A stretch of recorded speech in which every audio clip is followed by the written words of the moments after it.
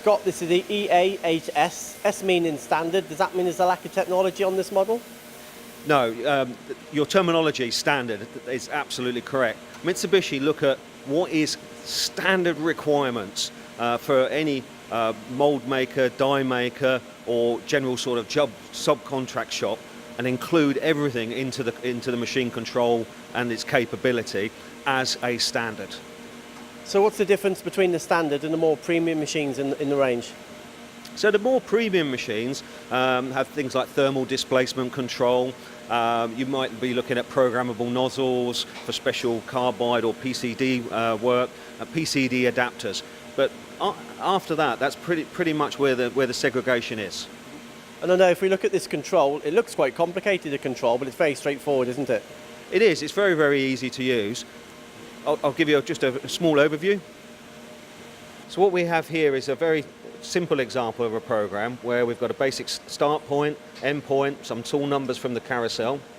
The operator will literally go into his help dialog pages, and here, for example, when we talk about the standard for maybe subcontractors, we might talk about, for example, the Formula One industry using titanium alloys, or aerospace, for example. So here we've created some simple criteria.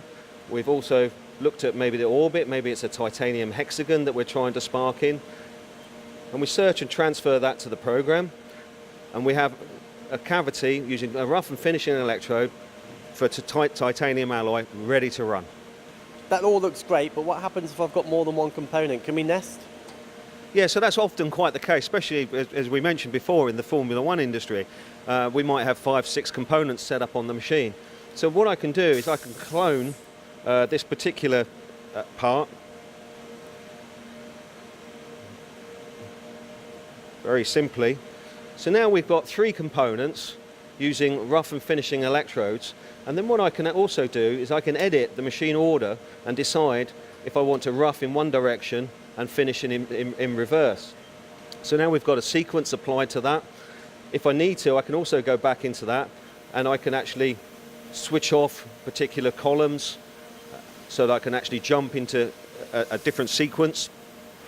But also in the background, we have an electrode measurement where I might just choose to pick up the electrode, and also a workpiece measurement. And I can link that directly into the program. So now I've got a cycle that will actually pick up the electrodes, pick up the workpiece, and carry out the EDM process all in one program. So Scott, this is the EA8S. What else is in the range? Yeah, so we have the 8S and also the 12S. So the 12S has a stroke of 400 by 300 by 400, just to give you that additional capacity. The 8S comes with a standard 10-position tool changer. You can specify a 20-position. And also with the 12S, a standard on that is the 20, but if you would like the 10, that's also possible. Okay, to me it seems like we've talked a lot about subcontract engineers, but there's a high performance to price ratio on this machine, so it's not only subcontractors, it's also original equipment manufacturers also. Yeah, absolutely, and also the mold and die industry. So the technology developments that have been over the years with graphite technology, with the graphite fine adapters, with adaptive waveform, that's also standard on this technology. And it's all looked after by HK Technologies in the UK, I understand? That's correct. Yeah, so myself and my colleagues in application and service, we take care of the machine installation, training and technical support. But of course we've got this lovely facility here at Mitsubishi Düsseldorf behind us, ready to give us any additional help should we need it. And if the customer wishes to look at the technology, we normally have the 12S inside our plant in Rugby. Alternatively, they're more than happy to join us here in Düsseldorf.